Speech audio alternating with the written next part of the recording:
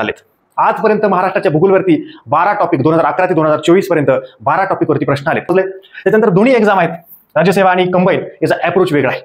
कंबाईनला वेगळ्या टॉपिकवरती भर आहे, राज्यसेवेला वेगळा आहे. काही कॉमन आहेत पण प्रश्न विचारण्याची पद्धत प्रत्येकदा वेगळी आहे, ही गोष्ट लक्षात ठेवा. नाहीतर दोन्ही एक्झाम जर एकदाच फोकस कराल तर गोंधळ उडतो. दोन्ही परीक्षेचा अप्रोच समजला असेल तर ओके, काही प्रॉब्लेम नाहीये. नमस्कार, आपल्या एज्युकेशन प्लॅटफॉर्मवरती तुमच्या सर्वांचं स्वागत आहे. आजच्या लेक्चरमध्ये आपण जी महाराष्ट्र राजपत्रित सेवा गट ब आणि गट क याची स्ट्रॅटेजी लेक्चर बघणार आहोत. कंबाईन ग्रुप बी आणि ग्रुप सी, ज्या अपकमिंग 5 जानेवारीला ग्रुप बी होणार आहे आणि 2 फेब्रुवारी 2025लाच आपली ग्रुप सी एक्झाम होणार आहे. किंवा इतरही ज्या पुढेही तुम्ही हा व्हिडिओ जेव्हा स्ट्रॅटेजीचा बघत असाल तेव्हा आपण बघणार आहोत. फॉर्म्युला 322 एकदम हे, याच्यावरती मी ऑलरेडी व्हिडिओ टाकलेलाच आहे की कुठल्या विषयाला किती प्रश्न आहेत, अगदी एका मिनिटात त्याला संपूयात.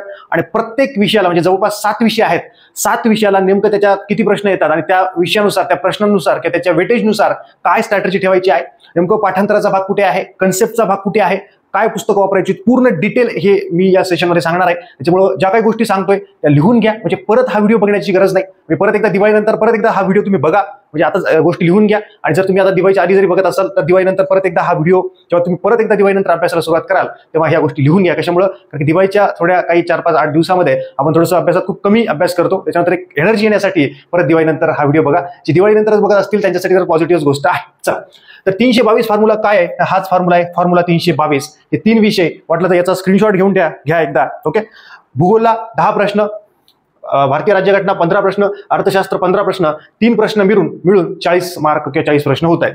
चालू घडामोडी गणित आणि बुद्धिमत्ता, चालू घडामोडीचे 15 प्रश्न, मॅथ आणि रिझनिंगचे 20 प्रश्न आणि हे 35 प्रश्न दोन्ही मिळून होत आहे. हे नॉर्मल आहे, असंच राहण्याची शक्यता आहे. थोडासा बदल होऊ शकतो कमी जास्त, ते तुम्हाला परीक्षेतच कळेल, सध्या कोणीच नाही सांगू शकत. ओके, हे 2023चा पेपर आहे. सायन्सला 15 प्रश्न आणि इतिहासला 15 प्रश्न, असे मिळून 30 प्रश्न या दोघांसाठी. म्हणजे 3 विषय इथे, 2 विषय इथे, 2 विषय एकदम टू द पॉइंट आता आपण बघणार आहोत. ओके, तर हे एक असंच गृहीतक ठेवा की असंच येईल. ओके, चला आता पुढे आपला कार्यक्रम सुरू करूयात. मेन आहे, पहिला विषय आपण घेतलाय भूगोल.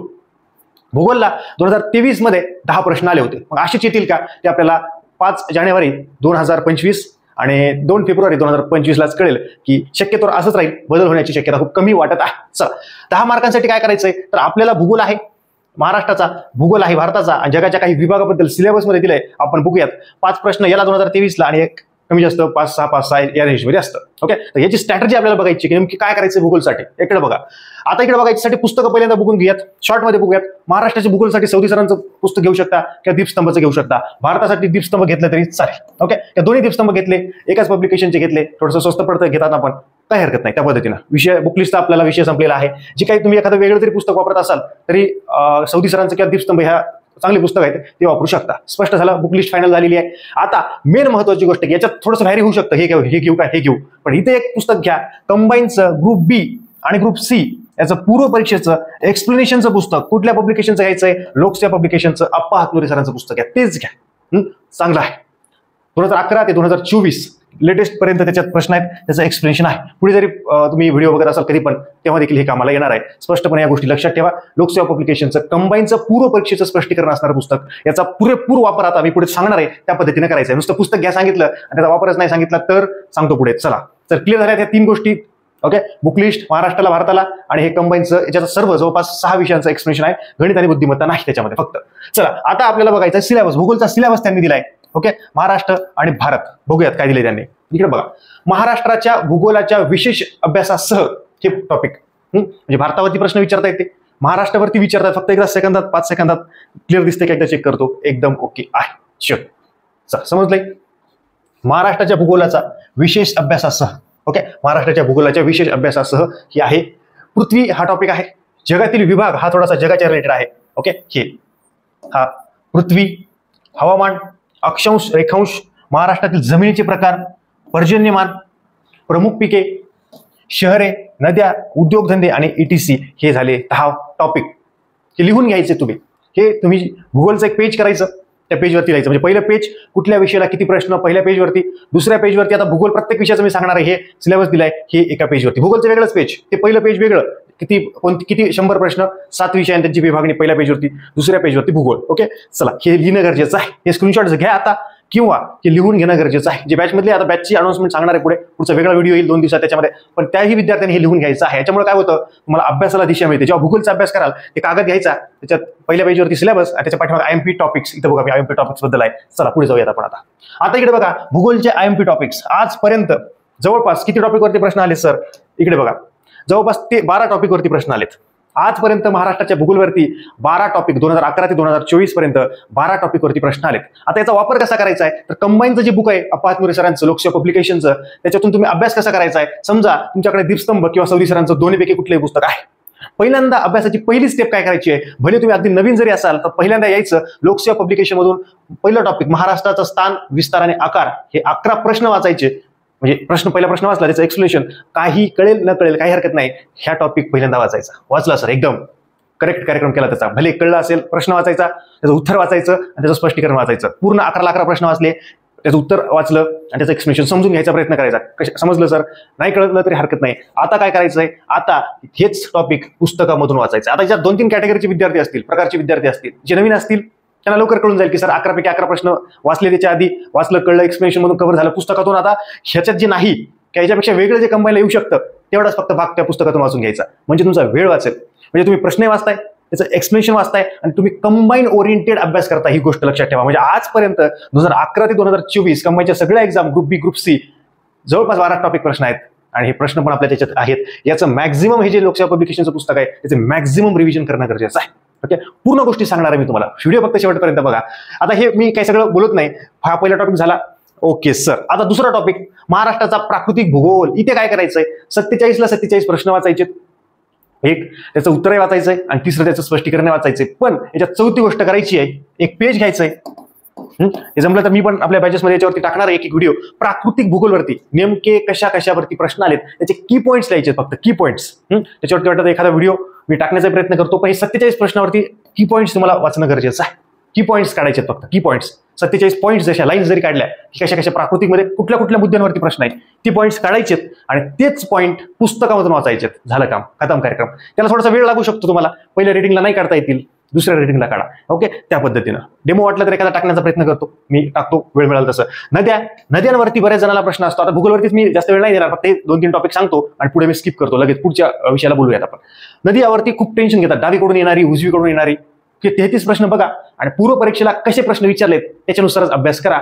तीच मेथड काढा. याच्यात नद्यांची नावं काढा. पहिल्यांदा कोकणाच्या नद्यावरती विचारलाय का, महाराष्ट्राच्या कुठल्या नद्यांवरती विचारलाय, उपनद्या विचारल्यात का, डावीकडून आणि उजवीकडून मिळणाऱ्या नद्यांवरती किती प्रश्न आहेत, एखादा 2च आहे का. म्हणजे तुम्हाला कळेल की नदी प्रणालीचं खूप टेन्शन येतं, तुम्हाला त्याचं टेन्शन घ्यायची गरज नाही. तर हे आहे हे वाटलं त्याचा स्क्रीनशॉट जे युट्यूबचे विद्यार्थी आहेत ते घ्या. आता सर्वात टेन्शन यायले सर की आता भूगोलचं टेन्शन यायले, एक टॉपिक जो सहज संपून टाका आजच.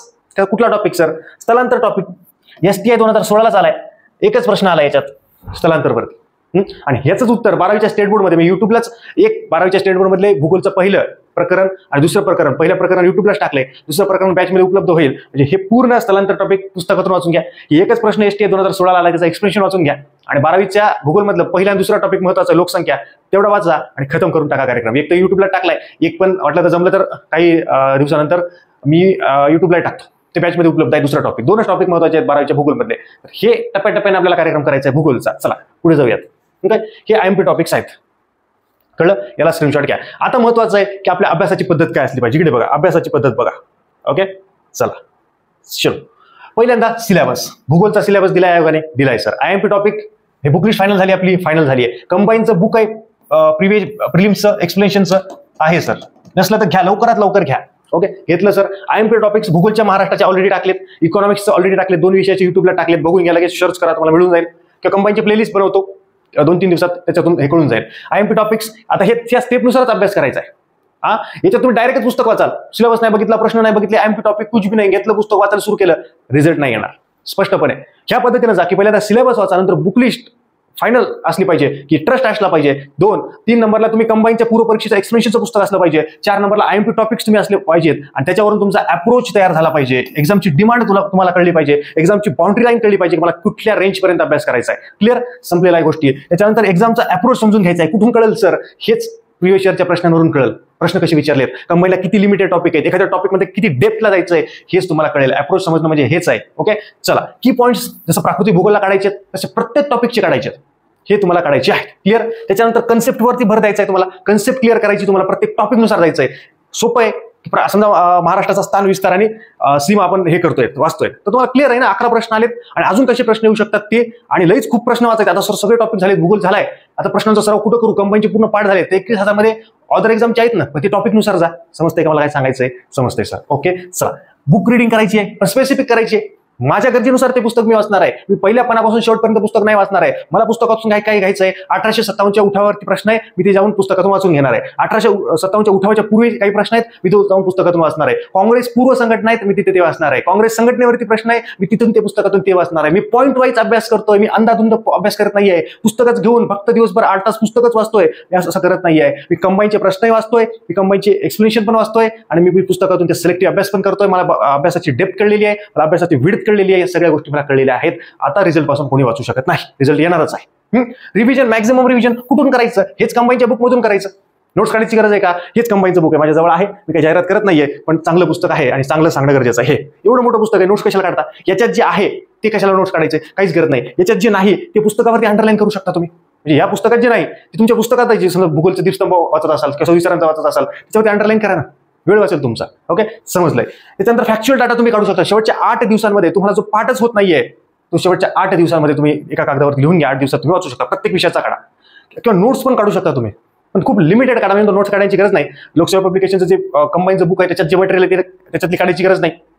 त्याच्यात जे नाही ते पुस्तकावरती अंडरलाईन करा. फक्त पाठांतराचा भाग किंवा काही ट्रिक्स असतील तेवढेच फक्त 1-2 पेजवरती काढा, चॅप्टरनुसार किंवा विषयानुसार. म्हणजे तुम्हाला शेवटच्या 8 दिवसात ते मॅक्झिमम रिवाइज करता येईल. दररोज एखादा 1.5 तास. म्हणजे तुमचं फॅक्च्युअल कंटेंट पण त्याच्यावरती पकड येईल. ह्या जवळपास 12 हे काय म्हणतात त्याला टिप्स मी दिलेल्या आहेत त्या भूगोलसाठी. आता ह्या प्रत्येकासाठी आपल्याला वापरायचे आहेत. पुढे थोड्याशा मागोपुढे होणार आहेत प्रत्येक विषयासाठी, त्याच्यानुसार ते आपल्याला वापरायचे आहेत. क्लिअर झालंय? भूगोल क्लिअर झालेला आहे. चल, आता भारतीय राज्यघटनेबद्दल आपल्याला बोलायचं आहे. परत एकदा चेक करूयात, क्लिअर दिसतंय का? ओके, क्लिअर दिसत आहे. चल, ओके, चला. आता भारतीय राज्यघटनेला 15 प्रश्न आहेत.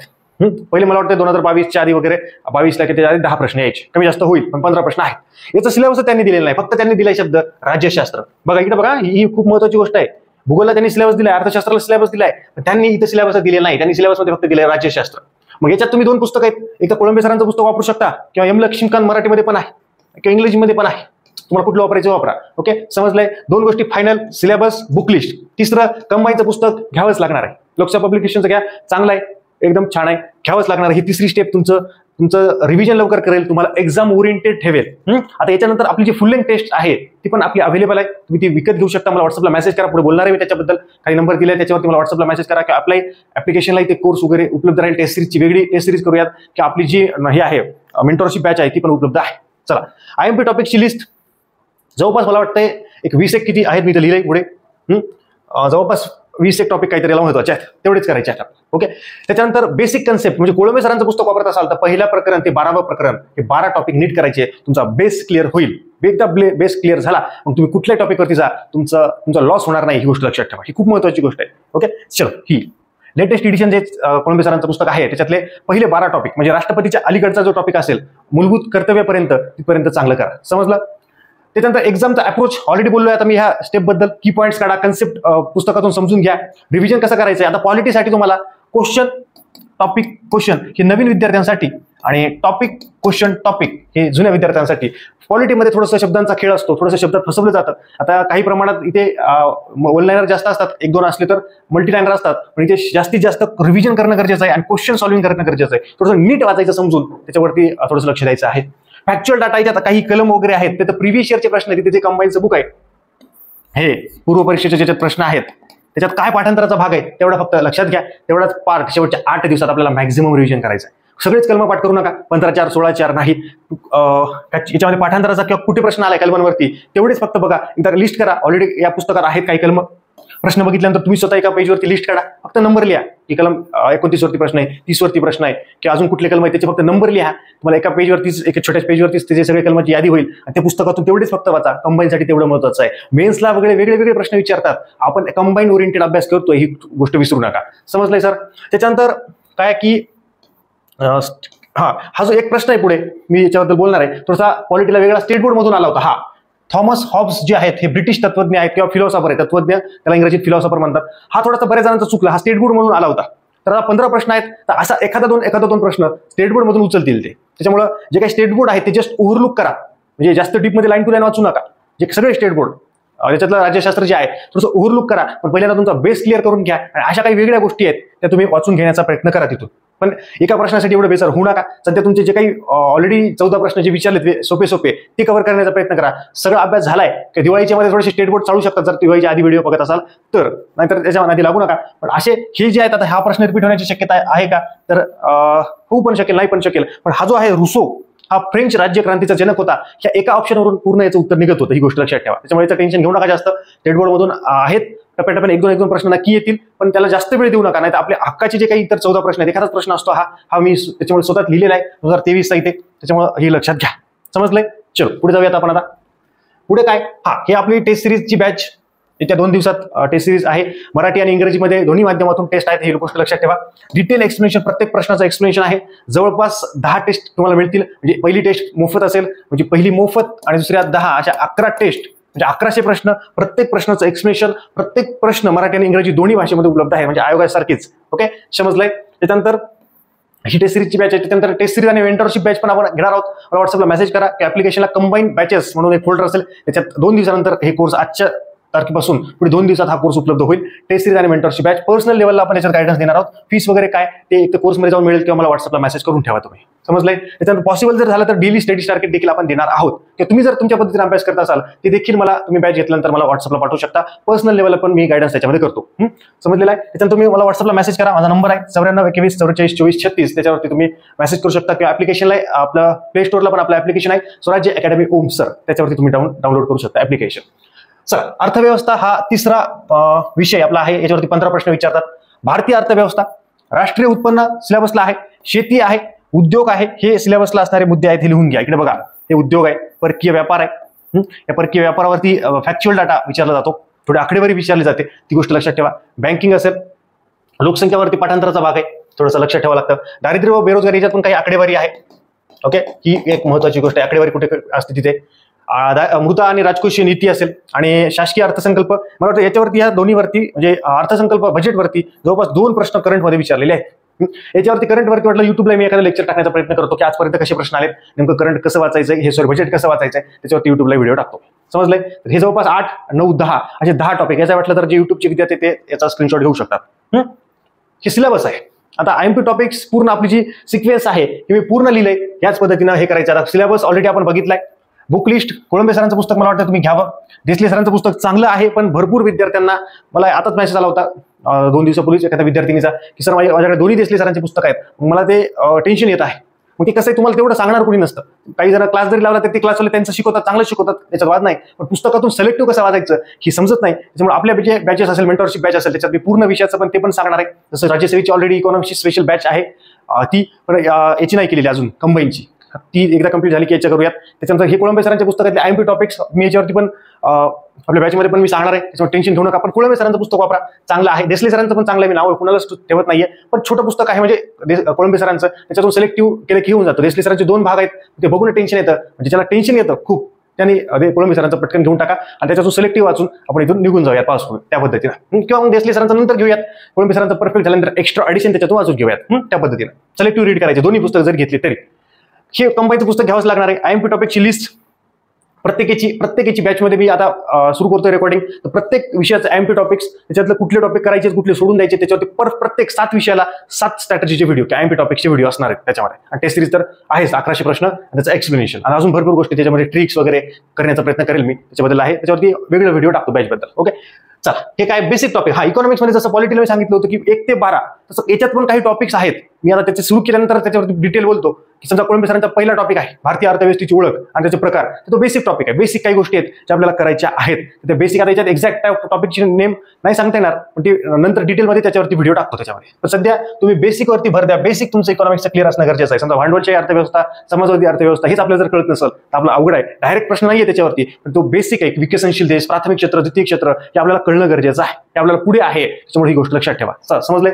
त्याच्यानंतर दोन्ही एक्झाम आहेत, राज्यसेवा आणि कंबाईन, याचा अप्रोच वेगळा आहे. कंबाईनला वेगळ्या टॉपिकवरती भर आहे, राज्यसेवेला वेगळं आहे. काही कॉमन आहेत पण प्रश्न विचारण्याची पद्धत परत एकदा वेगळी आहे. ही गोष्ट लक्षात ठेवा. नाहीतर दोन्ही एक्झाम जर एकदाच फोकस कराल तर गोंधळ उडतो. दोन्ही परीक्षेचा अप्रोच समजला असेल तर ओके आहे, काही प्रॉब्लेम नाहीये. की पॉईंट्स परत एकदा काढायचे आहेत आपल्याला, कसे काढायचे, काय नेमकं फोकस करायचंय, यासाठी 1 ते 2 व्हिडिओ इकॉनॉमिक्सवरती मी आपल्या युट्यूब चॅनलला टाकतो, काही प्रॉब्लेम नाहीये. त्याच्यामुळे टेन्शन घेऊ नका. चला समजलंय. समजा उदाहरणासाठी आता इकॉनॉमिक्ससाठी पायाभूत सुविधा आहे, त्याच्यात 2च प्रश्न आलेत आजपर्यंत पायाभूत सुविधावरती. एक लेटेस्ट मध्ये आलाय आणि एक जुना आहे ESO वगैरेला. तर ते छोटा टॉपिक झाला ना. आजपर्यंत पायाभूत सुविधा या टॉपिकवरती किती प्रश्न आलेत? 2च. त्याच्या कंबाईनच्या बुकमधून ते वाचून घ्यायचं, त्याचं एक्सप्लेनेशन वाचायचं, थोडंसं कोळंबे सरांच्या पुस्तकातून ओव्हरलुक करून घ्यायचं, खतम कार्यक्रम. फक्त ते जे आहे त्याच्यावरती मी व्हिडिओ टाकणार आहे, पायाभूत सुविधाचा युट्यूबला टाकेल किंवा बॅचमध्ये टाकेल. तर त्याच्यात समजून घ्यायचं की आपल्याला हा प्रश्न कसा आलाय, करंट शिलिंग कसं आहे, कॉमन सेन्सवरती कसा सुटतो, त्या पद्धतीनं एक उदाहरण म्हणून पायाभूत सुविधा आहे. आता ऑलरेडी हे सांगितलंय, पुस्तकातून आपल्याला वाचायचं, कन्सेप्ट क्लिअर करायची आहे, पण सिलेक्टिव्ह हे करायचं आहे. पाठांतराचा भाग जो आहे याच्यात काही आकडेवारी वगैरे आहे, शेवटच्या 8 दिवसात मी जे म्हणतोय ते लिहून घेणं गरजेचं आहे. किंवा पुस्तकातले कुठले पेजेस आपल्याला पाठांतराचा भाग आहे त्या 8 दिवसात पटपट रिवाइज करायचे आहे. नोट्स काढण्याची तेवढी गरज नाही, कारण की कंबाईनचं बुक आपण ऑलरेडी दाखवलंय, त्याच्यातच आहेत त्या गोष्टी, त्याच्यातच एक्स्ट्रा गोष्टी आपण ऍड करू शकतो. क्लिअर. त्याच्यानंतर काही ट्रिक्स मात्र तुम्ही काढू शकता. एकदम जास्त सगळ्या ट्रिक्स करत जाऊ नका. काही जण काय करतात, प्रत्येकाला ट्रिक्स ट्रिक्स लक्षात ठेवण्यासाठी अजून एक ट्रिक्स करावं लागते, सगळा कार्यक्रमच होऊन जातो. त्याच्यामुळे प्रत्येक गोष्टीला ट्रिक्स करायची नाही, काही गोष्टी राहत नसतील, काही बनवायचा प्रयत्न करायचा. समजलं. त्याच्यानंतर रिव्हिजन, इथे पण तुम्ही जास्तीत जास्त प्रश्न सोडवणं गरजेचं आहे. क्वेश्चन टॉपिक क्वेश्चन हे नवीन विद्यार्थी आणि जुने विद्यार्थी टॉपिक क्वेश्चन टॉपिक, कारण की इकॉनॉमिक्स हा विषय नुसतं वाचल्यानंतर काहीच कळत नाही. प्रश्न ज्यावेळी समजू, प्रश्नाच्या दृष्टीने आपण ज्यावेळी समजून घेऊ, मी काही एखादं 2 व्हिडिओ टाकतो युट्यूबला, तुम्हाला कळेल की कशा पद्धतीने समजून घ्यायचं आहे. सोपं आहे पण परफेक्ट कन्सेप्ट लक्षात घ्या. राष्ट्रीय उत्पन्न म्हणजे काय, GDP म्हणजे काय, त्याच्यात अजून भरपूर प्रश्न आहेत, त्या कळले पाहिजे तुम्हाला, तरच त्या गोष्टीला महत्व आहे. महसुली जमा, महसुली खर्च, अशा राजकोषीय धोरण, छोटीशी कन्सेप्ट आहे, ती क्लिअर असणं गरजेचं आहे. ती छोटीशी आहे, अगदी वाचलं तर कळते, थोडंसं एक्झाम्पल आपल्याला घ्यावं लागतं, तिथल्या तिथेच ती क्लिअर केली तर पुढचे जे काही गोष्टी आहेत त्या इझिली समजून जातील. ती गोष्ट महत्वाची आहे. चला पुढे. प्रश्न समजून घेणं गरजेचं आहे. पहिल्यांदा प्रश्न वाचायचा आपल्याला, म्हणजे हे कंबाईनच्या बुकमधून नेमकं काय करायचंय किंवा प्रश्नांवरून रिव्हिजन कसं करायचंय इकॉनॉमिक्सचं, तर पहिल्यांदा प्रश्न वाचायचा. आता प्रश्न वाचल्यावर काहीच कळत नाही, त्याचं उत्तर पण वाचायचंय. उत्तर पण वाचलं सर, मग तो समजून घ्यायचा कशा पद्धतीने विचारलंय. समजा महसुली जमा आहे, राजकोषीय धोरण आहे, मग राजकोषीय धोरण काही कळत नाही, पुस्तक आहेच ना आपल्याला, की त्याच्या खालीच एक्सप्लेनेशन असतं, तिथून वाचण्याचा प्रयत्न करायचा. त्याला इंग्रजीमध्ये काय म्हणतात ते लक्षात घ्यायचं, त्या गोष्टीनं समजून घेण्याचा प्रयत्न करायचा. नाही तर पुस्तकातमधून ते वाचून घ्या, इथून तुमचे क्लिअर हे होईल, कन्सेप्ट क्लिअर होईल. आणि नंतर काही आता भाग काही कळतच नाहीये किंवा काही गोष्ट विसरून जातोय, तर पाठांतराचा भाग करू शकतो आपण. मॅक्झिमम रिव्हिजन आपण करू शकतो, म्हणजे मिनिमम मटेरियल मॅक्झिमम रिव्हिजन, हाच यशाचा फॉर्म्युला आहे. समजलंय. ह्या गोष्टी आपल्याला करायच्या आहे. ह्या कधी कळतील, तुम्ही एक एक टॉपिक ज्या कराल एक एक विषयाचा. समजा आता भूगोल स्टार्ट केला असेल तुम्ही किंवा इकॉनॉमिक्स स्टार्ट केला असेल, की दोन्ही विषय स्टार्ट केलेत, तुम्हाला कळेल. पहिला टॉपिक ज्यावेळी झाला अभ्यासून तुमचा, तुम्हाला कळून जाईल की सर जबरदस्त सांगतायत तुम्ही, काहीच नाही. जोपर्यंत करणार नाहीत, इथं असं काही असं जादूची कांडी नाहीये की फिरवली की झालं, हीच जादूची कांडी आहे. सर्व गोष्टीवरती हे स्टेप बाय स्टेप आहे. प्रश्न वाचणार, उत्तर वाचणार, इथं लगेच भिणार तुम्ही की टेन्शन यायले रे, मला उत्तरच कळून झालंय, मग प्रश्नच कळून झालाय, असं इथे टेन्शन येणार. हे साहजिक आहे. पण इथं जो जिद्दीने आहे टिकून आहे की नाही सर टेन्शन येणारच आहे, होणारच आहे. आजपर्यंत ऐकलंय मी, मला माहिती आहे, मी पण सांगतो विद्यार्थ्यांना की टेन्शन येणारच आहे, तुम्हाला टेन्शन नाही घ्यायचं, समजून घेण्याचा प्रयत्न करायचा. अजून समजत नाही ना, जिद्द ठेवायची, समजणार आहे. पहिल्या 1-2 वाचनात 3 वाचनात काहीच कळत नाही कुणालाच, हळूहळू कळत राहतं. तिथून तुम्ही मग पुस्तक उघडणार, पुस्तकातून त्या गोष्टी समजून घ्यायचा प्रयत्न करणार, मग तुमचा वेळ जाणार. आज वेळ जाणार ना, एकदा गोष्ट समजली की तुमची ती आयुष्यभर विसरणार नाही. तुम्हाला मी सांगतो, या फॉर्म्युल्यानं जर तुम्ही इकॉनॉमिक्सचा अभ्यास केला तर तुम्हाला 10च्या पुढे कुणीच रोखू शकणार नाही, कुणीच रोखू शकणार नाही. भले तुम्हाला इकॉनॉमिक्स खूप अवघड जाऊ, तुम्हाला मार्क येतील इकॉनॉमिक्सला. तुम्हाला सर मला वाटलं होतं मला मार्क येणार नाहीत, पण आले 10च्या पुढे आरामशीर. तुम्ही आउट ऑफ पण 13-14 पण मार्क घेऊ शकता, काही प्रॉब्लेम नाहीये. ही गोष्ट लक्षात ठेवा. चला समजलंय. चला पुढे जाऊयात आपण आता, पटापट घेऊयात. हे जे व्हॉट्सअप क्रमांक आहे 9421442436, याच्यावरती तुम्ही तुमचं पूर्ण नाव, तुमच्या जिल्ह्याचं नाव, तुमच्या पदवीचं नाव आणि तुमचं पासआउट वर्ष ज्यांनी पाठवलं नसेल त्यांनी पाठवा. तुमचा कॉन्टॅक्ट माझ्याकडे सेव्ह होईल, माझा कॉन्टॅक्ट तुमच्याकडे सेव्ह करा आणि तुम्हाला माझे व्हॉट्सअपचे स्टेटस डेली अपडेट फ्रीमध्ये उपलब्ध राहील. तुमच्या मनात जे काही प्रश्न असतील ते तुम्ही मला व्हॉट्सअपला विचारू शकता. चला त्याच्यानंतर चालू घडामोडीचा अभ्यास काय कसा करायचा आहे. एकच सेकंड फक्त पाणी पितो एकदा. ओके, एकच सेकंड.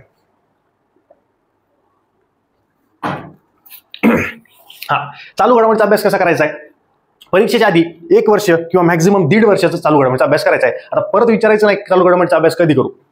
परीक्षा 5 जानेवारीला आहे ग्रुप बीची आणि 2 फेब्रुवारीला आहे ग्रुप सीची. त्याच्या आधी 1 वर्ष इयरबुक आणि त्याच्या पाठीमागे वाटलं तर 6 महिने, म्हणजे जवळपास 1.5 वर्ष 18 महिन्याचं करंट अफेअर्स करू शकता. चांगलं 1 वर्षाचं करा, त्याच्या पाठीमागे फास्टमध्ये वाचून घेऊ शकता. 1 वर्ष ते 1.5 वर्ष.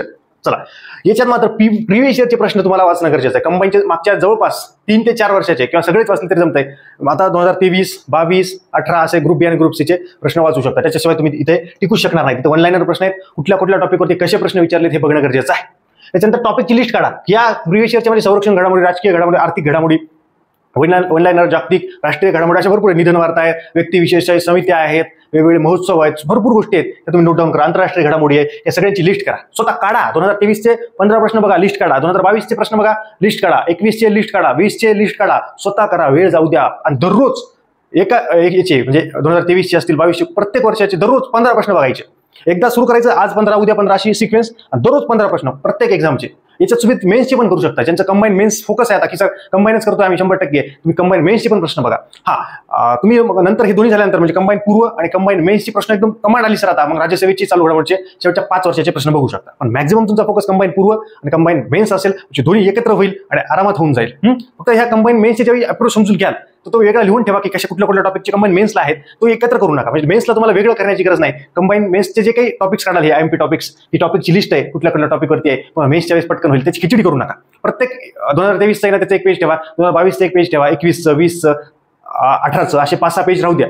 त्याच्यावरती लिहा. म्हणजे काय होईल, ते पेपर बघितला, 15 प्रश्न क्लिक होतील, या मुद्द्यावरती होते. अरे मग तुम्हाला नंतर कळेल की अरे ह्या संरक्षण घडामोडीवरती दरवेळेस प्रश्न यायलाय, आंतरराष्ट्रीय घडामोडीमध्ये ह्या संस्थांवरती दरवर्षी प्रश्न येतोय, ह्या पुरस्कारावरती नेहमी प्रश्न येतोय, आजपर्यंत ह्या 10 ते 12 पुरस्कारावरती प्रश्न आलाय. हे तुम्हाला समजेल, ही महत्वाची गोष्ट. तुमचा वेळ वाचेल. नाही तर नुसतं इयरबुक घ्याल आणि वाचाल, काहीही होणार नाही. परीक्षा झाल्या तुम्ही करून बघा, वाटलं तर एखाद्याला वाटलं ना सर खोटं बोलतायत, तुम्ही प्रश्न बघू नका, नुसतं इयरबुक वाचा, मॅगझिन वाचा, तुम्हाला काहीच येणार नाही. 1-2 प्रश्न येतील, सगळं चुकून जाईल, काहीच प्रॉब्लेम नाही. पण तुम्ही असं करा, तुम्हाला जवळपास 10च्या पुढे आरामशीर मार्क येणार, प्रश्न बरोबर येणार, 100% जास्त येतील तुम्हाला. तर तुम्ही नीट वाचणार, हे महत्वाचं आहे. हे असं प्रश्न विचारत नाही, याच्यावरती काही विचारत नाही, हे उगीच पाठ करतो मी, हे बिनकामी आहे, ही डेट, या डेटवरती प्रश्न विचारत नाही, ही डेट महत्वाची आहे, याच्यावरती प्रश्न येऊ शकतो, हे तुम्हीच तुम्हाला सांगाल. पण कधी हे केल्यानंतर हे 2 गोष्टी. क्वेश्चनचा पॅटर्न तुम्हाला कळेल. मी ऑलरेडी बोलले की कुठले वन लाईनर किती प्रश्न आहेत, मॅच द पेपर किती आहेत, मल्टी लाईनर किती आहेत, जास्त वन लाईनर्स आहेत. मॅच द पेपर एखादा कुठेतरी येतो कधीतरी. रिडिंग कुठला सोर्स वापरायचा सर याला, एक तर इयरबुक वाचा किंवा मॅगझिन वाचा. इयरबुकच वाचा. मॅगझिन वाचायला भरपूर जणांना टेन्शन येतं, हे 100 पानाचा मॅगझिन असतं, त्याला काय करायचं, काय वाचायचं, काहीच कळत नाही. सिम्प्लिफाईड पब्लिकेशन इयरबुक की 2-3 महिन्याला ते एडिशन काढत असतात की अभिनय वाचू शकता, दोन्हीपैकी कुठले वापरा, काही प्रॉब्लेम नाही. ज्यांना कळत टेन्शन येत नाही सर आपल्याला काही टेन्शन येत नाही, मी मॅगझिनच वाचणार आहे, वाच, काही प्रॉब्लेम नाही, आपला विरोध नाही. पण भरपूर जणांना 90%, 70% जनता असते टेन्शन येत आहे, त्याच्यामुळे इयरबुक वरती शिफ्ट होऊ शकता. चला समजलंय. टाइम पिरियड ऑलरेडी सांगितलंय, 1 ते 1.5 वर्षाचा करंट अफेअर्स करा, संपला विषय. नोट्स काढायच्यात का, तर नोट्स काढायच्या नाहीत. पुस्तकावरती मॅगझिनवरती अंडरलाईन करा, नोट्स काढू नका. समजलं. चला टेस्ट सोडा तुम्ही मात्र. टेस्टमध्ये तुमच्या चालू घडामोडीचं कळून जाईल. टेस्ट मात्र सोडवणं गरजेचं आहे. आता चालू घडामोडी असेल किंवा प्रत्येक विषयाचे टेस्ट सोडवणं गरजेचं आहे. आपली टेस्ट सिरीज आहे, दोन्ही भाषेत उपलब्ध आहे, त्याच्यावरती तुम्ही काम करणं गरजेचं आहे. विकावी म्हणून म्हणत नाही, पण सराव करणं गरजेचं आहे. तुम्ही म्हणाल टेस्ट सिरीजमध्ये मार्क कमी येतात, नक्की कमी येतात, पण ते आजच कळून जातं आपल्याला आणि आपण त्याच्यावरती काम केलं पाहिजे. टेस्ट सिरीजमध्ये कितीही मार्क येऊ, त्याला काही घेणं नाही. आपला सराव असणं पाहिजे. याच्यात ज्या चुका होतील टेस्ट सिरीजमध्ये त्या मेन परीक्षेत होणार नाही, हीच आपलं एक गोष्ट असते. ओके, टॉपिक वाईज की पॉईंट्स काढणं गरजेचं आहे. ऑलरेडी बोललो. आणि दररोज 15 प्रश्न याच्यावरती सोडवायचे आहे. चला, किती मिनिटं झालेली आहेत, जवळपास 32 मिनिटं झालेली आहेत. चला फास्टमध्ये घेऊयात. सांगितलंय मेन्सचे प्रश्न बघा, त्याचा अप्रोच डेव्हलप करून ठेवा, म्हणजे मेन्सला आपल्याला जास्त डबल वाचण्याची गरज पडणार नाही. चला, त्याच्यानंतर चालू घडामोडीचा डेली 1 ते 1.5 तास अभ्यास करायचा आहे आपल्याला. दररोज 15 प्रश्न वाचायचे प्रिव्हियस इयरचे प्रश्न म्हणून, आणि काल जे वाचलंय ते रिव्हिजन करायचं 15 मिनिटात, आणि आठवड्याभर काय वाचलंय पटपट 3 ते 4 तासात रिवाइज करून घ्यायचंय. परत 2 आठवड्याला पण रिवाइज करायचं आहे. 2 आठवड्यात काय वाचले पटकन रिव्हिजन करून घ्यायचंय. इंडेक्स जरी बघितला तरी रिव्हिजन होतं आपलं, काही प्रॉब्लेम नाहीये. इयरबुक वाचा किंवा मॅगझिन वाचा, दोन्हीपैकी एक. कसं वाचायचं हे समजून घ्या. IMP पॉईंट्स म्हणजे याची लिस्ट करा. आजपर्यंत तुमच्या एक्झामला, तुमच्या एक्झामची पूर्व परीक्षेला असेल किंवा कंबाईन असेल, याचे टॉपिक काढा. तुम्हाला फोकस काय कळेल, कुठं करायचंय, तुम्हाला काय स्किप करायचं, काय सोडून द्यायचं ते कळेल, आणि प्रश्न कसे विचारतात ह्या गोष्टी तुम्हाला कळतील. ह्या गोष्टी एकदा कळल्यानंतर मग आपल्याला टेन्शन येत नाही. ही गोष्ट हा जो करत नाही मग ते पंचवार्षिक योजना त्याची सुरू झाली म्हणून समजा. चला, मॅथ अँड रिझनिंगसाठी सचिन ढवळे सरांचं पुस्तक आहे वेगवेगळं, ते घेऊ शकता किंवा संदीप आरगाडे सरांचं घेऊ शकता. दोन्हीपैकी कुठलंही घ्या, काही प्रॉब्लेम नाहीये. हे काय रे, कंबाईन POI. कंबाईनचे प्रश्न मात्र तुम्ही सोडवा, म्हणून तुम्हाला कळेल. आता राज्यसेवेचे शिष्याचे प्रश्न नका सोडवा, ते कंबाईनचे पूर्ण आजपर्यंत सर 2011 ते 2024 पर्यंत सगळे कंबाईनचे प्रश्न सोडवलेत मी, मॅथ अँड रिझनिंगचे. मग वेगवेगळे घेऊ शकता, पण आधी कंबाईनचे सोडवा. IMP टॉपिक्स काढा त्याच्यातून. आज मॅथला कुठले आलेत, लॉजिकल रिझनिंगला पुस्तकात दिलेले असतात, त्याच्यातून लिस्ट काढा पटापट, आणि सोपे टॉपिक पहिल्यांदा घ्या. मॅथसाठी तुम्हाला जे जमतात तेच सोडवा आधी. तुम्हाला मॅथच जमत नाही तर मग ते तुम्हाला सोपे टॉपिक काढा, त्याचे फॉर्म्युले लिहून काढा, ते फॉर्म्युले पाठ करा. रिझनिंग जवळपास सर्वांना जमतं, अवघड नसतं, फक्त टाइमचा विषय असतो त्याच्यामध्ये. सेल्फ अनालिसिस करा तुम्ही, काय येतंय काय नाही. समजा आता मॅथ मधले टॉपिक आहेत, लिस्ट काढा आधी.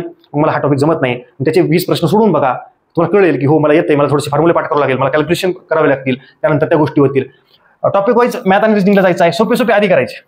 तुम्हाला लगेच कळेल कंबाईनला आजपर्यंत एवढे टॉपिक आलेत, मी आपण याच्यावरती व्हिडिओ टाकण्याचा प्रयत्न करतो. ती गोष्ट हे करून घ्या, आणि एक्झामच्या डिमांडनुसार तुमचा अभ्यास होईल. म्हणजे असं नाही की उगीच कुठले टॉपिक सोडवलो मग ते येणं झाले आपल्याला कंबाईनला, असं नाही. ती गोष्ट गरजेची आहे. लॉजिकल रिझनिंग इझी असते, त्याला स्पीड पाहिजे, फक्त टाइमचा इश्यू असतो, ते पण स्टेप बाय स्टेप सोडवा. सोपं उदाहरण घ्या की समजा नफा तोटा आहे, फॉर्म्युले महत्वाचे आहेत, किंवा इकडे सिलोरिझम आहे, सोपं आहे ना, पटकन तो टॉपिक कव्हर घेऊन घ्या, म्हणजे तुमचा कॉन्फिडन्स वाढेल की सोपं पहिल्यांदा पटापट कव्हर करा, म्हणजे तुम्हाला कळेल की समजा 20-20 टॉपिक आहे दोन्हीकडे, किंवा 10-10 टॉपिक आहेत, अरे याच्यातले 3-4 झाले सोपे, तिकडचे 3-4 सोपे झाले, तुमचे 6-7 टॉपिक 2-3 दिवसातच होऊन जातील. मग ते आठवड्याला ते टॉपिक जे सोपे आहे ते आठवड्यालाच करायचे, आणि हे दररोज 1 ते 2 तास त्याचा अभ्यास करायचा. ही गोष्ट आहे. चला, याचा अभ्यास कसा करायचा आहे, आज 1 तास करा, उद्या 1.5 तास करा, आज उद्या परवा त्याचा 2 तास करा, असं करा. आज 1 तास, उद्या 1.5 तास, परवा 2 तास. सोपं जाईल, तुम्हाला वेळ वाचेल तुमचा. चालू घडामोडीचा असंच करा, आज 1 तास, उद्या 1.5 तास, उद्या 2 तास. म्हणजे काय होईल, इथे 1 तास दिला, आज 1 तास चालू घडामोडीचा अभ्यास करायचा, मग थोडं जास्त उलट करा त्याला, त्या पद्धतीनं, म्हणजे तुमचा वेळ वाचेल. दोन्ही मिळून 2-3 तास अभ्यास करणं गरजेचं आहे, मॅथ आणि रिझनिंग आणि चालू घडामोडी. ती गोष्ट लक्षात ठेवा. म्हणजे इकडे 1 तास करताय, तिकडे 2 तास चालू घडामोडी करा पहिल्या दिवशी, म्हणजे 1.5 तास, तिकडे 1.5 तास करा, इकडे 2 तास, मग 1 तास करा, अशा पद्धतीनं. समजलंय का? म्हणजे दोन्ही कॉम्बो आहे. दररोज विषय करायचा आपल्याला. चालू घडामोडीचा अभ्यास दररोज करायचा. बरं, ते सांगितलं मी, नाही सांगितलं वाटतं ते. चालू घडामोडीचा अभ्यास असाच करायचा दररोज, आणि हे पण अभ्यास दररोज करायचा मॅथ आणि रिझनिंगचा. चला, क्लिअर झालंय? क्लिअर. मॅथ आणि रिझनिंग. चला, 15 ते 20 प्रश्न, 20 प्रश्न याच्यावरती येणारच आहे 100%. याच्या 2022ला किंवा त्याच्या आधी 15 प्रश्न यायचे. फॉर्म्युले पाठ करा, फॉर्म्युले लिहून घ्या. शेवटच्या 8 दिवसात मॅक्झिमम तुम्हाला फॉर्म्युले पाठ करायचे आहेत, जे असतील ते. असं नाही की प्रत्येकाला फॉर्म्युला आहे, जे तुम्हाला कंबाईनला प्रश्न आले त्याच्यावरतीच. हे नोट डाऊन करा. तुमचं बेसिक क्लिअर करून घ्या, पाठ करून घ्या तुमचे 1 ते 10 पर्यंत, आणखी 11 ते 20 पर्यंत. हे पहिल्यांदा 100% करा, नंतर मग 21 ते 30 पर्यंत पाठ करा. नंतर स्क्वेअर, क्यूब, नंबर सिरीज, हे टॉपिक महत्वाचं आहे. काही जॉमेट्रीचे काही फॉर्म्युले असतील ते असतील. प्रश्न बघा, त्याच्या रिलेटेड ज्या काही बेसिक गोष्टी असतील त्या काढा. बेसिक क्लिअर करून घ्या, काही ठेवू नका. चला, फास्ट कॅल्क्युलेशन करा. त्याच्यानंतर काय, सोपे टॉपिक आधी करा. ऑलरेडी बोललो याच्याबद्दल. उगीच घेऊ नका की मला मॅथ जमत नाही, मला रिझनिंग जमत नाही. सोपं आहे ना, असं आहे का की सगळं जमणार नाही? 20 प्रश्न आहेत, जर 20 सोडूनच देशील तर पास होणं शक्य नाही. अपवाद असतील काही जे पूर्व परीक्षेत पास होतील, मग मुख्य तर अवघड आहे. त्याच्यामुळे सोपं घ्या ना. मॅथ मधलं सोपं सोडवा, रिझनिंग मधलं सोपं सोडवा, काही प्रॉब्लेम नाहीये. ज्याला पोस्ट पाहिजे त्याला मॅथ आणि रिझनिंग करावंच लागेल. भले मग 10च्या पुढे 10+ तुम्ही मार्क घ्या, त्याच्यातून हरकत नाही, पण सोडून देणं हा उपाय नाही. क्लिअर? ओके, प्री पास व्हाल, पण मेन्सचं अवघड आहे. जर तुम्ही मॅथ संपूर्णपणे सोडून द्याल तर 100% तुम्ही मग फेल व्हाल. थोडासा आता घसा कोरडा पडायला, भरपूर वेळ झाला बोललोय मी. चला, इतिहास परत एकदा पाणी पितो. ओके, प्राचीन नाही, इकडे मध्ययुगीन नाही, हे सिलेबसला नाही. महाराष्ट्राचा भूगोल आहे, याच्यावरती जास्त भर आहे. भारताचा भूगोल आहे पण लिमिटेड आहे थोडंसं. यासाठी कंबाईन बुक एक ऑप्शन तुमच्याकडे आहे, मी बोलतो याच्याबद्दल. यासाठी काटा सरांचं पुस्तक तुम्ही वापरू शकता, आणि समाधान महाजन सरांचं पुस्तक वापरू शकता, किंवा 11वीचं जुनं स्टेट बोर्ड आहे ते देखील तुम्ही वाचू शकता. याच्यातला पहिले 2 टॉपिक जे प्राचीन मध्ययुगीनबद्दल आहेत ते वाचण्याची गरज नाही. ती गोष्ट लक्षात ठेवा. समाजसुधारक, याच्याबद्दल तुम्ही प्रिव्हियस इयरचे प्रश्न बघायचे. फक्त समाजसुधारक आपण एखाद्या पुस्तकातून वाचतो, तिथून तुम्हाला हे तेवढे मार्क पडण्याची शक्यता नाही. काटा सरांच्या पुस्तकातून समाजसुधारक दिलेले आहेत त्यांनी, तिथून वाचू शकता. पण याच्यामध्ये त्यांचे सहकारी आहेत, त्यांनी विविध चळवळी, कुठल्या चळवळी सुरू केल्या ते, त्याच्या चळवळीत विविध सहकार्याने काम केलेलं आहे. त्यांना मदत केलेली आहे, त्याच्याबद्दल प्रश्न विचारतात, त्यांचा क्रम विचारतात, त्या संस्थांचा कधी स्थापन झाले, काय त्या घटना विचारतात वेगवेगळ्या. आणि प्रिव्हियस इयरच्या प्रश्नांवरूनच याच्या जवळपास पुढे आहे ते. इकडे बघा, समाजसुधारक जवळपास 50 प्रश्न आजपर्यंत कंबाईनच्या एक्झामला आले. सोप्या पद्धतीने एक सोपी मेथड सांगतो इतिहासचा अभ्यास कसा करायचा आहे. पहिला टॉपिक आहे 1857च्या पूर्वीचे उठाव. याच्यावरती 9 प्रश्न कंबाईनला आलेत. हे 9 प्रश्न पहिल्यांदा वाचायचे, त्याचं उत्तर वाचायचं, त्याचं एक्सप्लेनेशन वाचायचं, नंतर पुस्तकातून वाचायचं. संपला कार्यक्रम. सोप्या पद्धतीनं. पुस्तक टार्गेट नाहीच करायचं, पुस्तकातून आपल्या कामाचं घ्यायचं, त्याला संपवायचं, हाच विषय आहे इकडे. 1857 नंतरचा उठाव 5 प्रश्न आलेत बघा. आणि काँग्रेस पूर्व राजकीय संघटना 3 प्रश्न आलेत, आणि 50 प्रश्न समाजसुधारकावरती आले. त्या गोष्टी लक्षात ठेवा. समजले का मला काय सांगायचं होतं? ती गोष्ट आहे. चला, जवळपास येतात इतिहासला महाराष्ट्राच्या 17 टॉपिक आहेत, आणि 26 टॉपिक भारतावरती आहेत. ती गोष्ट लक्षात ठेवा. 26 टॉपिक बघून घ्यायचं नाही, इतिहासचं पुस्तक एवढं बघून घ्यायचं नाही, टॉपिक वाईज जा. इकडे बघा, हे 9 प्रश्न, हे 3 प्रश्न, हे 5 प्रश्न, आणि हे 50 प्रश्न. आता हे 50 प्रश्न म्हणजे सॉर्टिंग करून दिली, याची लिस्ट करा. 50 व्यक्तींची नावं लिहून काढा एका पेजवरती, की कुठल्या समाजसुधारकावरती आहेत ते नावं. त्यांच्या रिलेटेड समजा महात्मा ज्योतिबा फुले आहेत, डॉक्टर बाबासाहेब आंबेडकर आहेत, त्यांच्या सहकार्यांवरती पण प्रश्न. शाहू महाराज आहेत, त्यांना कोणी मदत केली, की शाहू महाराजांनी कोणा व्यक्तींना मदत केली, असं त्यांच्यावरती आहे. किंवा हे इंटरलिंक्ड आहेत, त्यांच्यावरती पण यांनी या दोघांनी एकमेकांच्या या संस्थेत काम केलंय, अशावरती प्रश्न आहेत. नावं लक्षात ठेवावं लागतात आपल्याला. त्याच्यामुळे आपल्याला टॉपिक वाईज इतिहासचा अभ्यास करायचा आहे. नाही तर पुस्तक घेतलंय दिवसभर, 100 पेजचं टार्गेट आहे, काही फायदा नाही. कन्सेप्ट एकदा असं वाचणं गरजेचं आहे. पण आपल्याला लक्षात ठेवायचं आहे की महात्मा ज्योतिबा फुले हे सत्यशोधक समाज, मग त्यांना या सत्यशोधक समाजात कुणी मदत केली, त्यांचे सहकारी कोण होते, त्याच्यावरती आयोगाने प्रश्न विचारलाय. ते नावं पाठ पण करणं गरजेचं आहे. फक्त वाचून फायदा नाही होणार. दिवसभर फक्त पानं पलटायलोत, वाचायलोत, काही फायदा नाही. एकदा दोनदा ते करायचं आहे. त्याच्यानंतर आपल्याला लक्षात घ्यायचं, थोडंसं थिंक करायची आहे की या टॉपिकवरती या व्यक्तीचं नाव लक्षात ठेवायचं, या व्यक्तीचं नाव लक्षात ठेवायचं, यांनी असं केलं, त्या पद्धतीनं लक्षात ठेवायचं. चला, समजलंय? चला, त्यानंतर सामान्य विज्ञान सचिन भस्के सरांचं पुस्तक घ्या, चांगलं आहे. त्याच्यानंतर प्रिव्हियस इयरचे प्रश्न वाचल्याशिवाय तुम्ही वाचायचं नाही. समजा लाईट टॉपिक आहे, साऊंड टॉपिक आहे, तर लाईट टॉपिक आज फोकस करतोय ना, लाईटवरचे कंबाईनचे प्रश्न बघणार. कसे विचारले तरी त्या पद्धतीने आहे. लगेच वेळ फिजिक्स केमिस्ट्री टप्प्याटप्प्याने जायचंय, ती गोष्ट लक्षात ठेवा. त्याच्यानंतर टॉपिक वाईज अभ्यास करा. नुसतं पुस्तक घेऊन पहिल्या पानापासून पुस्तक संपवायचा अट्टास कधीच नाही करायचा. चॅप्टर संपवायचा अट्टास करा, काही प्रॉब्लेम नाहीये. समजलंय? त्याच्यानंतर एक्झामच्या डिमांडनुसार, कंबाईनच्या डिमांडनुसार अभ्यास करा. नाहीतर राज्यसेवेचे मोठे मोठे गणित सोडवायला होतं, मग ते तसे येणारच नाही इकडे कंबाईनला. ती पण गोष्ट लक्षात ठेवा. चला पुढे. स्वतःच्या काय स्वतः आजपर्यंत जो अभ्यास केलाय तो समजून घ्या. आपण जे काही अभ्यास केला आजपर्यंत, काही वाचला असेल, सायन्सचे विद्यार्थी असतील, थोडंसं अंडरस्टँडिंग करण्याचा प्रयत्न करा. आजपर्यंत तुम्ही आता 1-2 वर्ष झाला काही जे विद्यार्थी अभ्यास करतायत, थोडंसं स्वतःवरती समजून घ्या की मी आजपर्यंत अभ्यास केलाय, मला काही गोष्टी रिव्हिजन करायच्या आहेत, काही टॉपिकवरती भर द्यायचा आहे, त्या गोष्टींवरती भर द्यायचा आपल्याला. चला, कन्सेप्टवरती इथे भर द्यायचा आपल्याला. काही गोष्टी पाठांतर पण करायच्यात आणि काही ट्रिक्स पण करायच्यात, पण लिमिटेड पद्धतीने करायच्यात. पण प्रिव्हियस इयरच्या प्रश्नावरून तुम्हाला की पॉईंट्स काढणं गरजेचं आहे, त्याच्यावरती कमांड आणणं गरजेचं आहे. ही गोष्ट लक्षात ठेवा, म्हणजे आपल्याला लगेच कळतं. ती गोष्ट आपल्याला समजायची आहे. समजा ॲटॉमिक नंबर आहे, ॲटॉमिक नंबर, ॲटॉमिक मास, अजून आहे वेगवेगळे आहेत त्याच्यामध्ये, ते आपल्याला बेसिकच आपल्याला कन्फ्युज होतं. समजा ॲटॉमिक मास आणि ॲटॉमिक नंबर, याची डेफिनेशन लक्षात राहत नाही. मग आपल्याला त्या गोष्टीवरती लक्ष द्यायचे, पाठांतर करायचे, समजून घ्यायच्यात, त्या गोष्टी समजून घ्या. त्याच्यानंतर काय IMP टॉपिक्स काढा प्रत्येकाचे, हे त्याच्यातून तुम्हाला ते कळून जातील गोष्टी. चला, खूप वेळ झाला, एनर्जी डाऊन झालेली आहे माझी आता. ओके, आपलं जे ऍप्लिकेशन आहे स्वराज्य अकॅडमी होम सर, हे आपलं प्ले स्टोरवरून डाउनलोड करून घ्या. त्याच्यात तुम्हाला आपल्याला टेस्ट सिरीजचा कोर्स मिळून जाईल. तुम्हाला टेस्ट सिरीज 2 दिवसाला मिळून जाईल, किंवा मला व्हॉट्सअपला मेसेज करा, मी सांगतो तुम्हाला कधी सुरू होणार आहे. आणि हे जो नंबर आहे 9421442436, हा जर तुमच्याकडे सेव्ह नसेल तर सेव्ह करा. आणि माझे जर स्टेटस दिसत नसतील तर हे जे काही तुमचं पूर्ण नाव, तुमचा जिल्हा, तुमच्या पदवीचं नाव आणि तुम्ही पास कधी झाला ते वर्ष मला पाठवायचं आहे. आणि आपली जी टेस्ट सिरीज आणि मेंटरशिप बॅच आहे ही पण 2 दिवसानंतर सुरू होणार आहे. टेस्टचं ऑलरेडी बोललोय, प्रत्येक प्रश्नाचं एक्सप्लेनेशन, जवळपास 11 टेस्ट, पहिली टेस्ट फ्री राहील सर्वांना आणि उरलेल्या 10 टेस्ट मात्र पेड राहतील. त्याची फीस वगैरे काय याचा वेगळा व्हिडिओ टाकतो, किंवा आपल्या टेलिग्राम चॅनलला त्याच्याबद्दल अपडेट मिळेल आणि व्हॉट्सअपला स्टेटस स्वरूपात मिळेल. फक्त या नंबरवरती तुमचे काही जे काही प्रश्न असतील ते मला व्हॉट्सअपला मेसेज करा. कॉल करू नका, कारण की कॉल प्रत्येकाचा रिसिव्ह केला जात नाही, पण व्हॉट्सअपला रिप्लाय मात्र सगळ्याला दिला जातो. त्याच्यामुळे तुमचे काही जे काही प्रश्न असतील तर व्हॉट्सअपला पाठवा, त्या खाली कमेंट सेक्शनमध्ये कमेंट करा. अशा जबरदस्त लेक्चर्स पुढच्या लेक्चरमध्ये भेटूयात. तोपर्यंत धन्यवाद.